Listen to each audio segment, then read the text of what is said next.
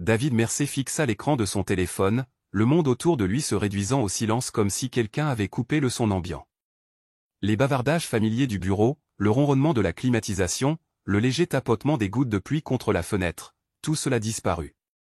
Seul le martèlement de son cœur subsistait, tambourinant dans ses oreilles comme un tambour de guerre. Le message n'était pas destiné à lui. C'était plus qu'évident. J'ai tellement hâte à demain. La chambre habituelle au Westlake. Ton goût me manque tellement. Il venait du téléphone de Rebecca, qu'il avait ramassé par erreur lorsqu'il était passé à la maison pendant sa pause déjeuner pour récupérer les dossiers qu'il avait oubliés ce matin. Leur téléphone était identique et même modèle, même coque noire, une coïncidence qui n'avait jamais eu d'importance jusqu'à présent. Il posa le téléphone sur son bureau avec la méticulosité d'un homme manipulant des explosifs. 46 ans, 21 ans de mariage, et son existence entière venait d'être bouleversée par 15 mots. David s'obligea à respirer. Il y avait peut-être une explication. Ce n'était peut-être pas ce que ça semblait être. Peut-être que... Le téléphone vibra de nouveau. Un nouveau message apparut sous le premier. J'adore te sentir toute mouillée quand je te tire les cheveux. Quelque chose à l'intérieur de David se brisa comme du verre. Il regarda sa montre 13h37. Rebecca ne rentrerait de son cabinet comptable qu'après 18h. David se leva sur des jambes chancelantes et annonça à Marjorie, son assistante, qu'il ne se sentait pas bien et qu'il devait partir. Elle leva les yeux, inquiète, remarquant probablement son teint livide, mais il s'éloignait déjà, son corps se déplaçant en pilote automatique. Les 20 minutes de trajet jusqu'à la maison passèrent comme dans un brouillard. David ne se souvenait d'aucun feu rouge ni d'aucun virage, seulement de la pression suffocante qui montait dans sa poitrine. Il se gara dans l'allée de leur maison de style Tudor, la maison pour laquelle ils avaient épargné pendant des années, la maison où ils avaient parlé de vieillir ensemble. À l'intérieur, la maison était calme, propre et totalement étrangère. Combien de mensonges avaient été dits entre ces murs? Combien de fois était-elle rentrée à la maison, l'avait embrassé, lui avait demandé comment s'était passée sa journée, tout en cachant ce secret? David se déplaça dans les pièces comme un fantôme, voyant tout d'un nouvel œil. Le salon où ils avaient regardé d'innombrables films ensemble, sa tête sur son épaule. La cuisine où ils avaient préparé les brunchs du dimanche, dansant sur de vieux disques de Motown. La salle à manger où ils avaient organisé des dîners pour des collègues et des amis, se présentant comme le couple parfait. Tout cela n'avait-il été qu'une performance? Était-il le seul à y avoir cru? Il monta les escaliers jusqu'à leur chambre, sa main glissant le long de la rampe qu'ils avaient choisie ensemble lors de la rénovation il y a 3 ans. La porte de la chambre était entr'ouverte, et il la poussa lentement. Leur lit king size dominait la pièce, fraîchement fait avec la couette bleue ardoise que Rebecca avait insisté pour acheter l'hiver dernier. David s'assit sur le bord, son poids ne faisant presque pas d'impression sur le matelas. Pendant 21 ans, il avait dormi à côté d'elle dans ce lit. Pendant 21 ans, il avait cru connaître la femme qui reposait à ses côtés. Maintenant, il se demandait s'il l'avait jamais connue. David ouvrit le tiroir de sa table de chevet. Rien d'inhabituel et des lunettes de lecture, de la crème pour les mains, un roman à moitié terminé. Il passa à sa commode, vérifiant méthodiquement chaque tiroir, sans savoir ce qu'il cherchait, mais animé par un besoin désespéré de trouver quelque chose. N'importe quoi. Au fond du tiroir à chaussettes, ses doigts effleurèrent une petite bourse en velours. À l'intérieur se trouvait un bracelet en argent qu'il n'avait jamais vu auparavant, incrusté de petits saphirs. La carte jointe disait simplement, pour les moments volés au temps. M. Monsieur qui diable était M. David passa ensuite à son placard, fouillant dans les cintres de vêtements de travail et de vêtements décontractés. Tout au fond, partiellement caché par un manteau d'hiver, était accrochée une robe qu'il n'avait jamais vue rouge, décolletée, le genre de robe que Rebecca avait toujours affirmé être trop voyante pour elle. Il se laissa retomber sur le lit, les preuves de sa tromperie serrées dans ses mains tremblantes. La robe et le bracelet auraient dû suffire, mais une part masochiste de lui en voulait plus. David sortit son propre téléphone et ouvrit leur stockage cloud partagé. Rebecca avait toujours été méticuleuse quant à la sauvegarde de son téléphone, un autre aspect de sa nature organisée qu'il avait autrefois admiré. Il lui fallut moins de 20 minutes pour trouver le dossier caché, dissimulé dans des sous-dossiers de vieux documents fiscaux où elle savait qu'il ne chercherait jamais. Quand il l'ouvrit, son estomac fit un bond. Des photos. Des douzaines d'entre elles. Rebecca et un homme que David reconnut comme étant Michael Blackwood, l'un des associés de son cabinet. Les images passaient de déjeuners d'apparence innocente à des étreintes intimes, à des photos qui ne laissaient rien à l'imagination. Sur une photo, Rebecca portait la robe rouge, le bracelet en argent scintillant à son poignet alors qu'elle regardait Michael avec une expression d'adoration pure que David n'avait pas vu diriger vers lui depuis des années. Les horodatage sur les photos racontaient leur propre histoire accablante. L'affaire durait depuis au moins 7 mois. 7 mois de mensonges. 7 mois de travail tard le soir et de conférences de week-end. 7 mois où elle se glissait dans le lit à ses côtés après avoir été avec un autre homme. David ferma les photos et se précipita dans la salle de bain, atteignant à peine les toilettes avant de vomir violemment. Il rendit son âme jusqu'à ce qu'il ne reste plus que de la bile et le goût amer de la trahison. Alors qu'il se rinçait la bouche au lavabo, son reflet le frappa de plein fouet dans le miroir, un homme d'âge mûr aux tempes grisonnantes et aux pattes d'oie autour des yeux, le fixant avec un air de déconcertation et de désespoir. Qui était cette créature pathétique? Cet imbécile qui n'avait pas vu ce qui se passait sous son nez. Cet idiot naïf qui avait cru à la fidélité et à la confiance. La main de David se crispa en un point, et pendant un instant, il pensa qu'il allait fracasser le miroir. Au lieu de cela, il se détourna, l'image de son moi brisé étant trop douloureuse à supporter. Il retourna dans la chambre et s'allongea de son côté du lit, fixant le ventilateur de plafond qui tournait paresseusement. Son esprit remonta les 7 derniers mois, réinterprétant chaque soirée tardive, chaque conversation distraite, chaque fois qu'elle avait légèrement tressailli lorsqu'il l'avait touchée. Les indices étaient là depuis le début. Il avait simplement refusé de les voir. Des heures passèrent, David restant immobile, ses pensées oscillant entre incrédulité, angoisse et rage. Au moment où il entendit la voiture de Rebecca se garer dans l'allée, le soleil de fin d'après-midi projetait de longues ombres dans la pièce, et David avait atteint un état de calme étrange. Il écouta sa clé dans la serrure, ses pas dans le couloir, sa voix qui l'appelait. « David ? Tu es là. » Il ne répondit pas. Un instant plus tard, elle apparut sur le seuil de la chambre, la surprise se lisant sur son visage. « Te voilà, dit-elle en souriant, posant son sac à main.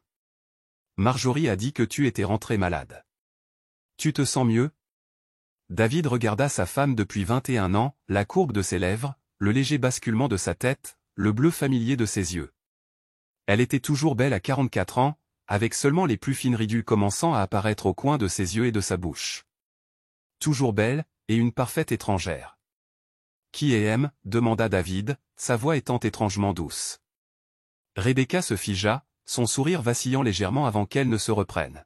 « De quoi parles-tu » David se redressa lentement. « Je pense que tu sais exactement de quoi je parle, Rebecca. » Il tendit la main derrière lui et jeta la bourse en velours sur le lit entre eux. Le bracelet en argent se répandit sur la couette bleu foncé, les saphirs captant la lumière déclinante. Toute couleur quitta le visage de Rebecca. « Je peux expliquer, balbutia-t-elle, mais David était déjà en train de faire défiler les photos sur son téléphone. « Tu peux expliquer ça aussi ?» Il montra l'écran, affichant une image d'elle et de Michael dans une étreinte passionnée. « Où ça ?» Il fit glisser son doigt vers une photo plus explicite.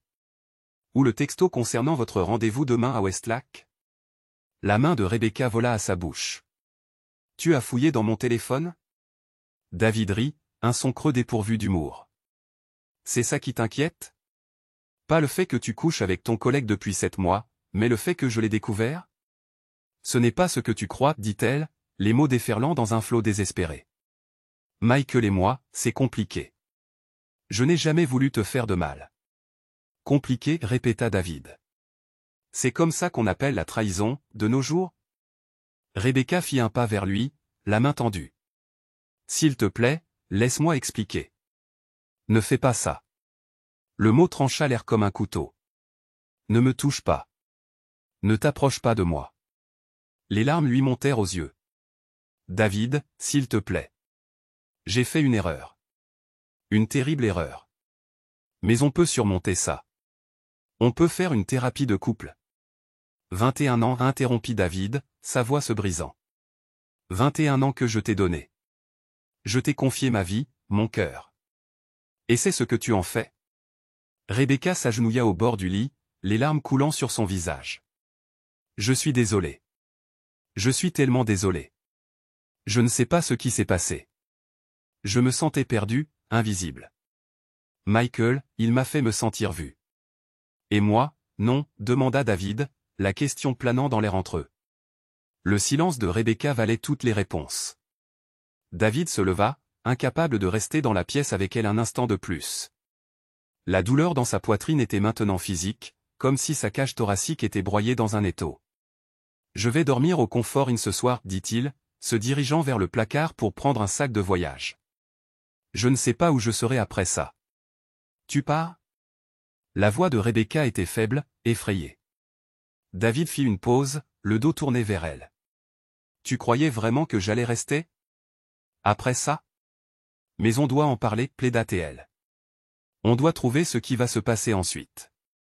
David se tourna pour lui faire face, son expression durcit en quelque chose d'inconnaissable. Ce qui va se passer ensuite, c'est que je vais essayer de comprendre comment vivre dans un monde où les 21 dernières années de ma vie étaient basées sur un mensonge. Ce qui va se passer, c'est que tu vas retrouver Michael à Westlake demain, comme prévu. David, non. Si, la coupa-t-il. Va le voir. C'est ce que tu veux, n'est-ce pas ? C'est ce que tu choisis depuis 7 mois. Il bourra des vêtements n'importe comment dans le sac, sans se soucier de ce qu'il prenait. Rien n'importait, sauf sortir de cette maison, loin d'elle, loin du poids suffocant de sa trahison. Rebecca le suivit en bas des escaliers, continuant à supplier, continuant à pleurer. Devant la porte d'entrée, elle lui attrapa le bras. « David, attends. Je t'aime. Je t'ai toujours aimé. » Il plongea son regard dans son visage strié de larmes et ne ressentit qu'un vide glacial là où son cœur avait coutume de battre. « Non, dit-il doucement. Tu ne m'aimes pas. Peut-être que tu ne m'as jamais aimé. » Il franchit le seuil sans se retourner, ses sanglots s'amenuisant derrière lui tandis qu'il montait dans sa voiture et s'éloignait de la seule vie qu'il ait connue depuis plus de 2 décennies. Au Comfort Inn, David était assis au bord du lit, fixant l'imprimé générique représentant un paysage accroché au mur sans vraiment le voir. Son téléphone vibrait par intermittence, affichant des appels et des messages de Rebecca, qu'il ignorait tous. À mesure que le choc initial commençait à s'estomper, une nouvelle émotion prit sa place, une colère à combustion lente qui partait du creux de son estomac et se propageait comme un poison. De la rage envers Rebecca. De la rage envers Michael. Mais surtout, de la rage envers lui-même pour avoir été si aveugle, si confiant, si pathétiquement dévoué. Il ouvrit le minibar, en sortit toutes les petites bouteilles d'alcool et les aligna sur la table. Une par une, il les vida, accueillant la brûlure dans sa gorge, l'engourdissement progressif de ses sens. À minuit, David Mercer, un mari fiable, chef des opérations respecté, stable, prévisible, l'ennuyeux David Mercer avait pris une décision. Il ne s'en irait pas simplement. Il ne s'éclipserait pas discrètement avec sa dignité en lambeaux. Non. Rebecca et Michael paieraient pour ce qu'ils avaient fait. Il ressentirait une fraction de la douleur qu'il lui avait infligée. Alors que l'alcool envahissait son corps, atténuant la douleur dans sa poitrine, David commença à élaborer un plan. Non pas un plan né de la rationalité ou de la prudence, mais un plan alimenté par le besoin primordial de rétribution. Il voulait jouer avec le feu ? Très bien. Il allait leur montrer ce que cela signifiait de se brûler. David se réveilla le lendemain matin avec un mal de tête lancinant et le goût âcre de l'alcool rance sur la langue. Pendant un bref instant de grâce, son esprit était vide, puis les souvenirs déferlèrent sur lui comme un raz de marée, apportant avec eux une nouvelle vague de douleur. L'horloge numérique sur la table de chevet affichait 8h47. À cette heure-ci, Rebecca serait au travail, donnant le change, feignant la normalité, tout en comptant secrètement les heures qui la séparaient de son rendez-vous avec Michael. David se redressa lentement, grimaçant alors que sa tête palpitait de douleur. Les bouteilles du minibar étaient éparpillées sur la table comme des soldats tombés au combat. Il se traîna jusqu'à la salle de bain, éclaboussa d'eau froide son visage et fixa son reflet dans le miroir. L'homme qui le regardait était un étranger, des yeux injectés de sang, des joues couvertes de barbe naissante, un regard creux qui trahissait quelque chose de brisé à l'intérieur. Ce n'était pas le David Mercer qui était parti au travail la veille au matin. Cet homme était mort, remplacé par cette enveloppe hagarde remplie de rage et de douleur. Il prit une longue douche, laissant l'eau chaude le recouvrir tandis qu'il repassait les événements de la veille dans sa tête. À chaque minute qui passait, sa colère se cristallisait, passant de l'émotion brute et chaotique d'hier à quelque chose de concentré et de froid. Après s'être habillé avec les vêtements de la veille, David appela son bureau et dit à Marjorie qu'il avait besoin d'un autre jour de congé maladie. Puis il quitta l'hôtel et se rendit dans un petit restaurant à la périphérie de la ville, un endroit où il était peu probable qu'il croise quelqu'un qu'il connaissait. Devant une tasse de café amer et des œufs intacts, il commença à élaborer son plan. L'hôtel Westlake se trouvait de l'autre côté de la ville, un établissement huppé où les chambres coûtaient plus cher par nuit que ce que beaucoup de gens gagnaient en une semaine. Le genre d'endroit où la discrétion était garantie, moyennant un certain prix. David connaissait bien l'hôtel, son entreprise y avait organisé plusieurs conférences au fil des ans. Il connaissait la disposition des lieux, la sécurité, les angles morts. Des connaissances qui s'avéreraient utiles. Ensuite, il fit une liste de ce dont il aurait besoin. Son plan n'était pas élaboré, mais il nécessitait des articles spécifiques et un timing précis. À midi, il avait cartographié chaque détail, chaque imprévu. Il passa l'après-midi à rassembler des fournitures, un nouveau téléphone jetable, payé en espèces. Un petit appareil portatif provenant d'un magasin spécialisé qui s'adressait aux détectives privés et aux conjoints paranoïaques. Une bouteille de scotch haut de gamme, la marque préférée de Michael, selon des photos prises lors de fêtes d'entreprise où l'homme avait posé avec un verre à la main. Le dernier élément de sa liste nécessitait une visite à un vieil ami de l'université qui avait rejoint la police. Tom Fletcher avait toujours eu un faible pour David, depuis que David l'avait aidé à réussir son examen de calcul différentiel en première année. David ? Tom eut l'air surpris lorsqu'il ouvrit sa porte d'entrée. Qu'est-ce qui t'amène ici sans prévenir ? Désolé de ne pas avoir appelé avant, dit David, forçant un sourire qui n'atteignait pas ses yeux. J'étais dans le coin et je me suis dit que je passerais. Tu as 5 minutes ? Dans la modeste maison de Tom, David expliqua qu'il avait besoin d'un service, un petit service, rien d'illégal, juste un prêt temporaire d'un objet auquel Tom avait accès grâce à son travail. Pendant qu'il parlait, il broda une histoire de farce et de rivalité au bureau, prenant soin de garder un ton léger, une attitude désinvolte. Tom hésita d'abord, mais finit par céder. Juste pour cette fois, et je veux ça de retour demain. Et si quelqu'un demande, ce n'est pas de moi que tu l'as eu. Bien sûr, acquiesça David, acceptant la petite bonbonne avec une gratitude tout à fait sincère. Je t'en dois une belle. En fin d'après-midi, David s'était enregistré dans une chambre au Westlake Hotel Opala, chambre habituelle, mentionnée, mais une au même étage, juste au bout du couloir. Il paya en espèces et utilisa son deuxième prénom, évitant ainsi la trace numérique d'une carte de crédit. Dans la chambre, il disposa méthodiquement ses affaires sur le bureau. L'appareil qu'il avait acheté l'aiderait à localiser précisément la chambre des amants. Le personnel de l'hôtel ne donnerait pas cette information, mais la technologie avait ses propres moyens. Tandis qu'il attendait que le soir tombe, David s'assit près de la fenêtre, observant le ciel passer du bleu à l'orange puis au violet profond. Il pensa à la vie qu'il avait construite avec Rebecca, aux rêves qu'ils avaient partagés, à l'avenir qu'ils avaient planifié ensemble. Tout réduit en cendres maintenant. Son téléphone vibra avec un autre SMS de Rebecca, « S'il te plaît, rentre à la maison. On a besoin de parler. J'ai tout annulé. Je t'attends. » Trop peu, trop tard. Elle avait annulé seulement parce qu'elle avait été démasquée. S'il n'avait pas découvert la vérité, elle serait en train de se préparer à rencontrer Michael en ce moment même, à se maquiller, à se parfumer avec le parfum que David lui avait offert pour leur anniversaire, à enfiler cette robe rouge qu'il n'avait jamais vue. Cette pensée lui tordit l'estomac avec une colère renouvelée. À 18h30, David utilisa l'appareil pour scanner le téléphone de Rebecca. Si ses calculs étaient corrects, elle et Michael avaient prévu de se rencontrer vers 19h après le travail mais pas trop tard pour ne pas éveiller les soupçons de leurs conjoints respectifs. L'appareil capta son signal, le guidant vers la chambre 412, une suite d'angles avec un balcon privé, bien plus cher qu'une chambre standard. Michael ne lésinait pas sur les moyens pour ses rendez-vous galants, apparemment. David retourna dans sa propre chambre et prépara les derniers éléments de son plan. Il versa la majeure partie du scotch dans l'évier, n'en laissant qu'assez dans la bouteille pour que cela soit convaincant. Puis il positionna soigneusement la bonbonne que Tom lui avait donnée, s'assurant qu'elle fonctionnerait exactement comme prévu. À 18h58, David prit position dans l'alcôve du distributeur de glace près de la chambre 412, l'endroit idéal pour observer sans être vu. À 19h04, les portes de l'ascenseur s'ouvrirent et Michael Blackwood en sortit.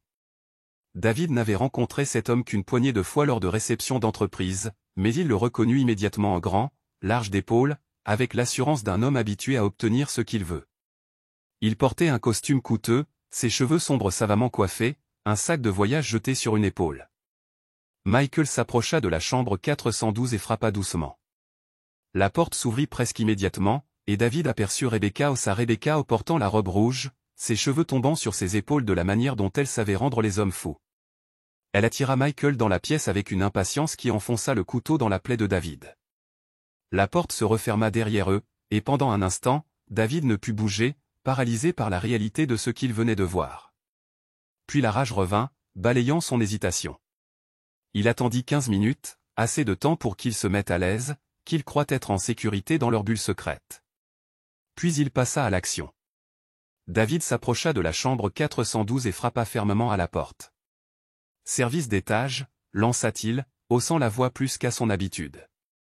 Il y eut une pause, puis la voix de Michael, « Nous n'avons rien commandé. » « Bouteille de champagne offerte par la direction à des clients de marque, » répondit David avec courtoisie.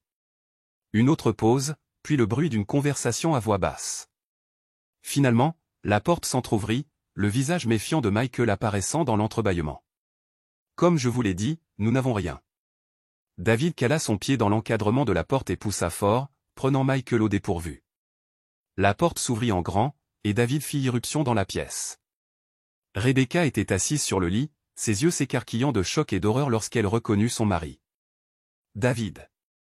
Qu'est-ce que tu... » « Dégage, » grogna Michael, reprenant ses esprits rapidement et s'avançant vers David. « Sors d'ici avant que j'appelle la sécurité. » David laissa échapper un rire, un son dépourvu d'humour. « Appelle-la. Je t'en prie. Je suis sûr qu'il serait très intéressé par la déposition de Madame Mercer expliquant pourquoi elle se trouve dans une chambre d'hôtel avec son patron au lieu d'être chez elle avec son mari. » Michael hésita, jetant un coup d'œil à Rebecca, qui était devenue livide. « Qu'est-ce que tu veux, David » demanda-t-elle, sa voix à peine audible. David sortit la bouteille de scotch de la poche de sa veste. « Je me suis dit qu'on pourrait boire un verre. Tous les trois. Un toast à, comment diriez-vous ? Au nouveau départ ? T'es dingue, dit Michael en attrapant son téléphone. Je vais appeler la sécurité. Je ne ferai pas ça, répondit David calmement, en sortant la petite bombe aérosol. À moins que vous ne vouliez que cette soirée devienne très désagréable, et très vite. Michael se figea, les yeux rivés sur la bombe. Qu'est-ce que c'est que ça ? Une assurance, dit David. Maintenant, on boit ce verre, oui ou non ? Rebecca se leva, les mains tremblantes. David, s'il te plaît. Ce n'est pas toi. Essayons de parler.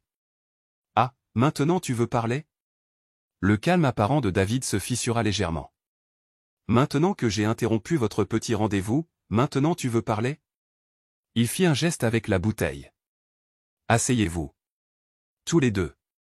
Quelque chose dans son ton a dû les convaincre de sa détermination, car ils obéirent tous les deux, assis côte à côte sur le bord du lit comme des enfants pris en faute.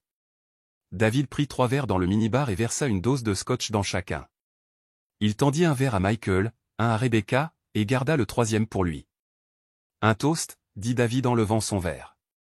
À l'honnêteté. Aucun d'eux ne bougea. Buvez, ordonna David, sa voix se durcissant. Michael, se disant peut-être qu'il valait mieux jouer le jeu en attendant de trouver une occasion de reprendre le contrôle, prit une petite gorgée. Rebecca l'imita, les yeux rivés sur le visage de David. David but lui aussi, appréciant la brûlure. 21 ans, dit-il d'un ton désinvolte, comme s'ils étaient à un dîner. Voilà combien de temps Rebecca et moi sommes mariés. Est-ce qu'elle t'a dit ça, Michael ? Est-ce qu'elle a mentionné que nous avons échangé nos vœux devant 200 personnes et promis de renoncer à tous les autres ? Est-ce qu'elle a pensé à en parler pendant vos rencontres ? Michael se remua mal à l'aise. Écoute, David. Je n'ai pas fini, l'interrompit David sèchement. 7 mois. Voilà combien de temps ça dure. 7 mois à me mentir en face. 7 mois à me prendre pour un imbécile. Il se tourna vers Rebecca. Vous en avez ri ? Vous avez plaisanté tous les deux sur le pauvre David, stupide et naïf, qui n'avait aucune idée que sa femme couchait avec un autre homme. Non, murmura Rebecca, les larmes lui montant aux yeux. Ce n'était pas comme ça. Alors, c'était comment ? Demanda David. Éclairez-moi. Rebecca jeta un coup d'œil à Michael, qui restait impassible. C'est juste arrivé. Je me sentais perdu, invisible. Notre mariage était devenu tellement routinier, tellement prévisible. Alors tu as décidé de baiser ton patron? La voix de David trancha comme un rasoir. C'était ça, la solution? Ça suffit, intervint Michael en reposant son verre. Tu as fait ton numéro. Maintenant, pars avant que ça n'empire pour tout le monde. David le fixa, cet homme qui avait touché sa femme, qui l'avait goûté, qu'il avait entendu crier de plaisir, des choses qui étaient censées appartenir à David, et à lui seul. Empirer, fit écho David. Comment ça pourrait empirer? Il plongea la main dans sa poche et en sortit son téléphone, ouvrant le dossier de photos qu'il avait découvert. J'ai tout. Toutes les photos. Tous les textos. Est-ce que ta femme est au courant, Michael? Est-ce qu'elle sait que tu as tes petits plaisirs de l'après-midi avec ma femme? Le visage de Michael se vida de sa couleur. Tu ne ferais pas ça. Je ne ferais pas ça? Le sourire de David était terrible à voir. Vous m'avez tout pris. Pourquoi hésiterais-je à vous rendre l'appareil? Rebecca se leva brusquement. David, arrête ça. S'il te plaît. Ce n'est pas toi. Tu ne sais pas qui je suis, répondit David calmement. Tu ne l'as jamais su. D'un geste fluide, il retira la goupille de la bombe aérosol et la fit rouler sur le sol vers eux. Avant qu'il ne puisse réagir, elle s'activa avec un sifflement aigu. Ce n'était pas du gaz lacrymogène ni quoi que ce soit de vraiment dangereux. Tom ne lui aurait jamais donné quelque chose qui puisse causer des dommages réels. Mais la bombe était conçue pour le contrôle des foules, émettant une combinaison désorientante de lumière intense et de son perçant, une « flashbang light », comme l'avait appelé Tom. L'effet fut instantané. Michael et Rebecca reculèrent, se couvrant les yeux et les oreilles pendant que l'engin faisait son œuvre. Dans la confusion, David se déplaça rapidement, attrapant le téléphone de Rebecca sur la table de chevet et celui de Michael là où il l'avait posé sur la commode. Il empocha les deux appareils, puis se retira vers la porte. Alors que les effets de la bombe commençaient à s'estomper, il les regarda lutter pour reprendre leurs esprits, désorientés et effrayés. « C'était quoi, ce bordel ?» demanda Michael, sa voix rauque. « Juste un avant-goût de la désorientation que je ressens », répondit David calmement. Un petit échantillon de ce que c'est que de voir son monde basculer en un instant. Rebecca leva les yeux vers lui, son mascara coulant sur ses joues. « David, pourquoi tu fais ça ? » « Parce que vous devez comprendre qu'il y a des conséquences, dit-il simplement. Les actes en ont. Les choix en ont. Il brandit leur téléphone. Je vais les garder pour l'instant. Considérez-les comme une garantie. Tu n'as pas le droit de faire ça, protesta Michael, faisant un pas hésitant en avant. Je viens de le faire, répondit David. Et si vous essayez de m'en empêcher, si vous appelez la sécurité de l'hôtel ou la police, je... Le lendemain matin, le ciel était gris et bruineux, un temps à l'image de l'humeur de David au moment de quitter l'hôtel Westlake. Il avait mal dormi, hanté par des rêves de Rebecca et Michael ensemble, leur visage déformé par la moquerie alors qu'il riait de sa douleur. Il se rendit en voiture dans un café de l'autre côté de la ville, commanda un grand café noir et s'installa à une table d'angle avec son ordinateur portable. Il commença par réserver un vol aller simple pour Seattle, au départ le soir même. Puis il entama le travail le plus délicat. Grâce aux mots de passe qu'il avait extraits des téléphones de Rebecca et de Michael, David accéda à leur compte de messagerie, à leurs profils de réseaux sociaux et à leur stockage en nuage. Ce qu'il trouva ne fit qu'amplifier son sentiment de trahison, des dizaines de photos supplémentaires, des centaines de messages, des projets d'avenir qui ne l'incluaient pas. Il y avait des discussions sur la façon d'annoncer la nouvelle à David et à Sarah, la femme de Michael. Sur la manière de minimiser l'impact financier du divorce. Sur le moment où ils pourraient emménager ensemble sans paraître insensibles. Ses mains tremblaient lorsqu'il créa un nouveau compte de messagerie sous un pseudonyme. Puis, méthodiquement, il compila tout ce qu'il avait trouvé, chaque photo intime, chaque message accablant, chaque plan secret en un dossier numérique complet de leur liaison. Il rédigea 2 courriels distincts. Le premier était adressé à Sarah Blackwood, la femme de Michael depuis 17 ans. L'objet du message était simplement « Ce que votre mari a fait. » Sarah. Nous ne nous sommes jamais rencontrés, mais nos conjoints se connaissent assez bien intimement, en fait. Depuis 7 mois, votre mari Michael a une liaison avec ma femme, Rebecca Mercer. Je l'ai découvert il y a 2 jours et j'ai pensé que vous méritiez de connaître la vérité. Je joins à ce message la preuve de leur relation. C'est explicite et ce sera douloureux à voir, mais je crois que vous méritez de savoir exactement ce qui se passe dans votre dos. Je suis désolé d'être le porteur de cette nouvelle. Une autre victime. Le deuxième courriel était adressé à l'ensemble du conseil d'administration du cabinet comptable de Rebecca, y compris le supérieur de Michael. Aux membres du conseil d'administration. J'ai appris que Michael Blackwood et Rebecca Mercer entretiennent une relation inappropriée sur le lieu de travail depuis au moins 7 mois. Comme cela viole clairement la politique de l'entreprise concernant les relations entre supérieurs et subordonnés, je me suis senti obligé de porter cela à votre attention. Les fichiers joints fournissent des preuves irréfutables de cette relation, qui constitue selon moi un grave manquement à l'éthique et une responsabilité potentielle pour l'entreprise. Ces informations sont fournies anonymement par souci des normes professionnelles et de l'intégrité du lieu de travail. Le doigt de David hésita au-dessus du bouton « Envoyer ». Ce qu'il était sur le point de faire détruirait des carrières, des mariages, des réputations. Cela blesserait non seulement Rebecca et Michael, mais aussi des innocents comme Sarah et les enfants adolescents des Blackwood. Est-ce vraiment ce qu'il voulait? Est-ce l'homme qu'il voulait être, quelqu'un qui répandait la douleur comme une contagion, infectant tous ceux qui croisaient son chemin? Il ferma l'ordinateur portable sans envoyer aucun de ses messages, soudainement esséuré par ce qu'il avait failli faire. Ce n'était pas de la justice. C'était de la vengeance, pure et simple. Et si Rebecca et Michael méritaient des conséquences pour leurs actes, David ne voulait pas être l'architecte de dégâts collatéraux généralisés. Il rangea son ordinateur portable et rentra chez lui, chez Rebecca et lui, sachant qu'elle serait au travail.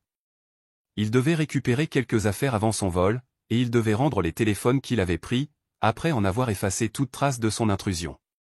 La maison était silencieuse quand il entra, tout était exactement comme il y a 2 jours, quand son monde avait encore un sens. Il parcourut les pièces avec le détachement étrange d'un visiteur, rassemblant des vêtements, des documents importants et quelques objets sentimentaux qu'il ne pouvait se résoudre à laisser derrière lui. Dans la chambre, il posa le téléphone de Rebecca sur sa table de chevet. Il avait effacé leurs échanges de textos de la nuit précédente et supprimé toute preuve de son utilisation de l'appareil. Qu'elle se demande ce qu'il avait vu, ce qu'il savait. Alors qu'il s'apprêtait à partir, son regard se posa sur la photo de leur mariage accrochée au mur de la chambre, Rebecca dans sa robe blanche, rayonnante de bonheur, David dans son smoking, la regardant comme si elle était la réponse à toutes les questions qu'il s'était jamais posées. Ils étaient si jeunes, si pleins d'espoir et de promesses. Presque sans y penser, David décrocha la photo du mur et la posa face contre la commode. Il ne pouvait plus supporter de regarder ces étrangers souriants. Alors qu'il se tournait pour partir, il entendit la porte d'entrée s'ouvrir. David appela la voix de Rebecca. « C'est toi. » Il se figea, pris au dépourvu par cette confrontation. Il avait supposé qu'elle serait au travail. Rebecca apparut dans l'embrasure de la porte, le visage tiré et pâle, des cernes sombres sous les yeux suggérant qu'elle avait aussi mal dormi que lui. Elle était toujours belle, même dans sa détresse, et cette réalisation le transperça d'une nouvelle vague de douleur. « Te voilà, dit-elle, la voix à peine audible. J'essayais de te joindre. »« Je sais, » répondit David, d'un ton plat. « Je prends juste quelques affaires avant de partir. »« Partir ?» La panique éclaira son regard. « Où vas-tu ? Est-ce que ça a de l'importance ? » Bien sûr que ça compte, dit-elle en faisant un pas vers lui. « David, ce que tu as fait hier soir. » C'était mal, l'interrompit-il. « Je sais. J'ai franchi une limite. » Il désigna du menton son téléphone posé sur la table de chevet. « Je te l'ai rapporté. » Rebecca jeta un coup d'œil au téléphone, mais ne fit aucun geste pour le prendre. « Je me suis mise en arrêt maladie aujourd'hui. Je t'attendais, espérant que tu rentrerais pour qu'on puisse parler. Il n'y a rien à dire. »« Il y a tout à dire, » insista T.L. « Ce que j'ai fait est impardonnable, je le sais. Mais ce qui s'est passé entre nous, ce qui a cloché dans notre mariage, ça n'est pas arrivé par hasard. » David eut un rire amer. « Alors maintenant, c'est de ma faute si tu as trompé ? » « Non, » dit-elle précipitamment. « Cette liaison, c'était mon choix, mon erreur.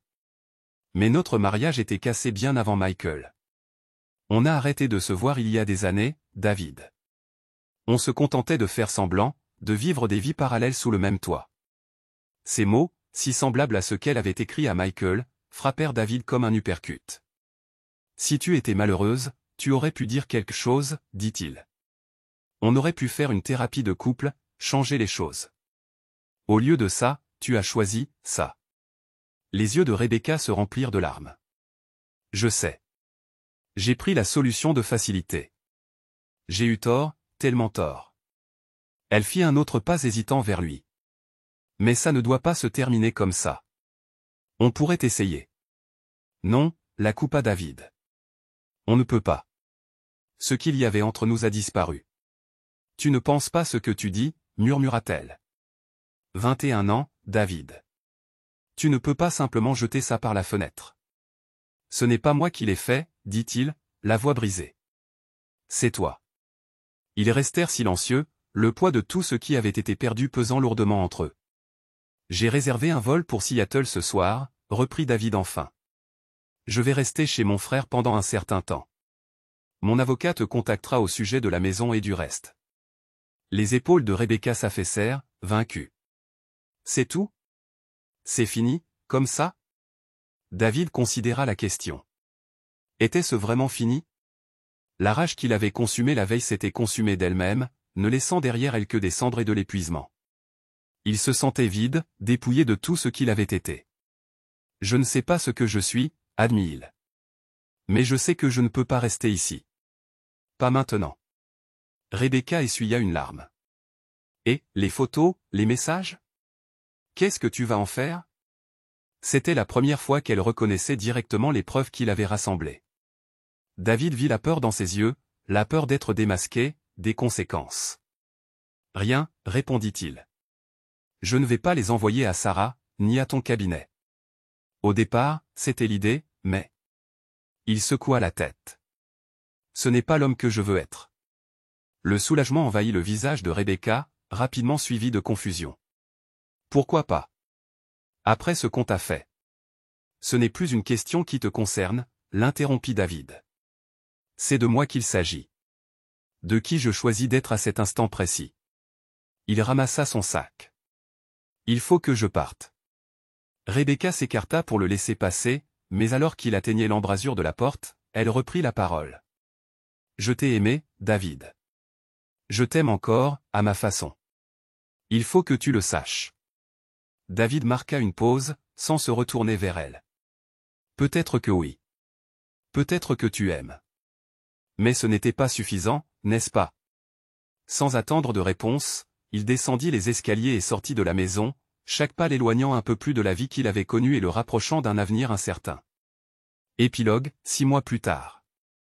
Le printemps battait son plein à Seattle tandis que David longeait le front de mer, l'odeur de l'eau salée se mêlant à l'arôme du café des cafés voisins. Il avait appris à apprécier la beauté mélancolique de cette ville, la façon dont la lumière du soleil perçait à travers les nuages pour danser sur Puget Sound, la manière dont les montagnes apparaissaient et disparaissaient au gré des changements météorologiques, telles des émotions qui affleurent avant de s'estomper. Son téléphone vibra avec un SMS de son frère, dîner à 19h. Kate prépare ces pâtes que tu aimes.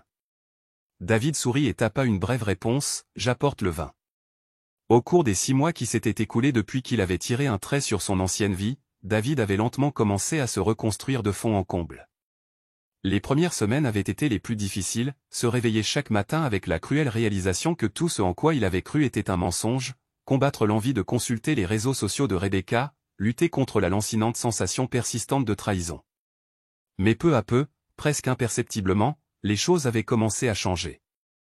Il avait trouvé un emploi dans un cabinet local, loué un petit appartement avec vue sur le lac Union et commencé une thérapie. Les cauchemars étaient moins fréquents à présent. La colère s'était muée en une tristesse gérable. Le divorce avait été prononcé le mois dernier, sans histoire, relativement à l'amiable étant donné les circonstances. Rebecca s'était montrée juste lors du partage des biens, demandant moins que ce qu'elle aurait pu. Peut-être était-ce de la culpabilité. Peut-être était-ce sa façon de faire amende honorable. David ne posa pas la question et elle ne se sentit pas obligée de lui donner d'explications. Il avait appris par des amis communs qu'elle et Michael étaient toujours ensemble. L'épouse de Michael avait découvert leur liaison de son propre chef et avait entamé une procédure de divorce à peu près au même moment où David l'avait fait. Les rumeurs de bureau laissaient entendre que Rebecca et Michael avaient tous deux été discrètement invités à chercher un emploi ailleurs. David n'avait pas ressenti la satisfaction qu'il aurait pu attendre en apprenant cette nouvelle. Au lieu de cela, il n'y avait qu'une reconnaissance froide du fait que les actions ont effectivement des conséquences, qu'elles soient orchestrées par lui ou non. Il s'arrêta à une balustrade dominant l'eau, observant un ferry glisser sur les flots. Une femme se tenait à côté de lui, regardant elle aussi le ferry, ses cheveux noirs légèrement soulevés par la brise. « C'est beau, n'est-ce pas » fit-elle en jetant un coup d'œil dans sa direction. « Oui, c'est vrai » acquiesça David. « Je suis ici depuis 6 mois et je ne me lasse toujours pas de la vue. » Nouvelle arrivant à Seattle, alors ? Elle sourit, et David remarqua les petites rides autour de ses yeux, la chaleur dans son expression. « Relativement, dit-il. Je suis encore en train de me familiariser avec les environs.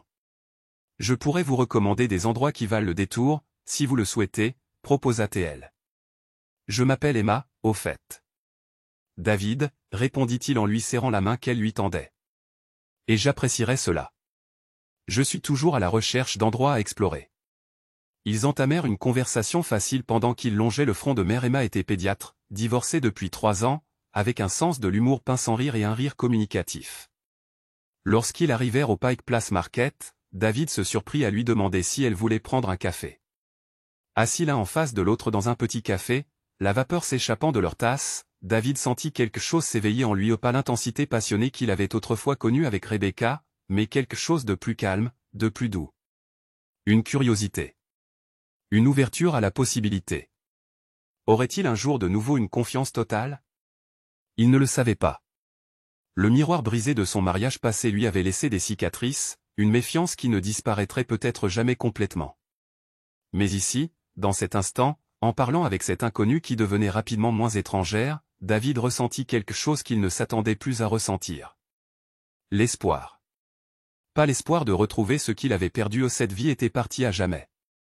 Mais l'espoir de quelque chose de nouveau, de différent. L'espoir que les morceaux brisés pourraient un jour former une nouvelle mosaïque, différente de l'original, mais belle à sa manière.